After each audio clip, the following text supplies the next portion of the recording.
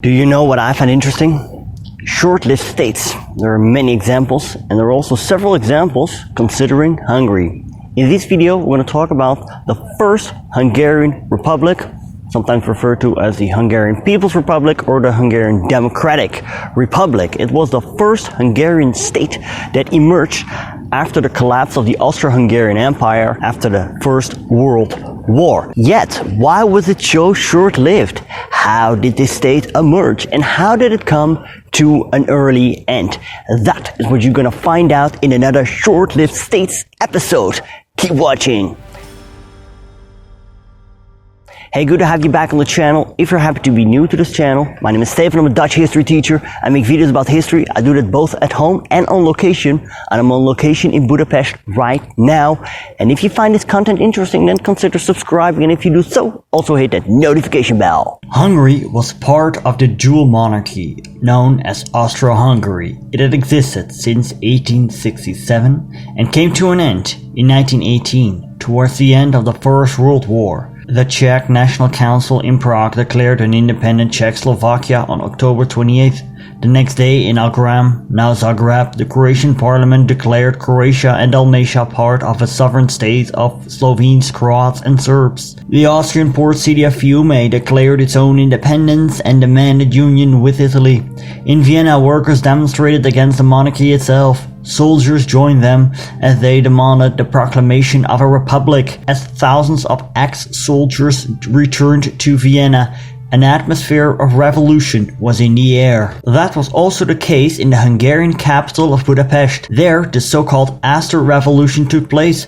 The conservative war government led by Sándor Weckele announced on the 16th of October 1918 that Budapest was no longer legally bound to Vienna. Oppositional parties wanted Weckele to take more distance from Vienna than just this. On the 23rd of October, Hungarian Social Democrats and the Radicals founded the National Committee under the liberal Count Mihály Károlyi. This committee insisted that it was the only legitimate representative of the Hungarian people. Its 12-point program demanded the complete independence of Hungary, the introduction of universal male and female suffrage, the immediate end of the war, the abolition of censorship, and agrarian reform. The demands for reform and independence, so the National Committee naively hoped, might aid the new Hungarian state in its quest to retain all historically Hungarian territories. The demands were supported by tens of thousands of protesting workers who clashed with the police. 3 demonstrators got killed, 50 got wounded. By now, it was obvious Hungary would become an independent state, especially since the National Committee could count on support of large numbers of nationalist officers and soldiers. On the 30th of October, they renounced their loyalty to the Habsburg Emperor. Next morning, Károlyi was appointed minister-president. The National Committee became the new government. As the national red, white and green tricolor replaced the dual monarchy flags on public buildings, many people celebrated in the streets. The Aster Revolution happened fairly peaceful, except for the handful of killed demonstrators and former wartime minister-president Count István Tisza, who was murdered in his house by a number of soldiers. Also, elsewhere in the crumbling empire, national revolutions occurred, and these happened fairly peaceful, but that did not mean it would remain that way, as historian Robert Gerwarth wrote. The initially non-violent national revolutions within the dual monarchy soon morphed into violent upheavals in the form of both interstate and civil wars, notably in the eastern borderlands. The First Hungarian Republic, also referred to as the Hungarian People's Republic, was to be short-lived. It experienced threats from within, but also from outside. See, as mentioned before, interstate conflicts developed. New emerging states such as Czechoslovakia and the Kingdom of Serbs, Croats and Slovenes, but also existing ones such as Romania, claimed territory of the former Kingdom of Hungary. On the 12th of November, the Romanian army marched into Transylvania, but also other territories like Bukovina, Banat, Krisana and Maramureş. Serbs and Czechoslovaks also grabbed land from Hungary, and combined with Allied pressure, the Hungarian army was in full retreat. This also had to do with the self-disarmament of the Hungarian army, urged by US President Woodrow Wilson, which Károlyi yielded to. Hungarians offered democratic referendums for the territories which were claimed by the Czechoslovak Serbs and Romanians. These nations, however, chose to attack.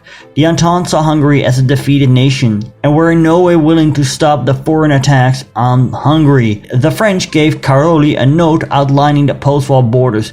For the Hungarians, this proposal was unacceptable, but what else could Károlyi do?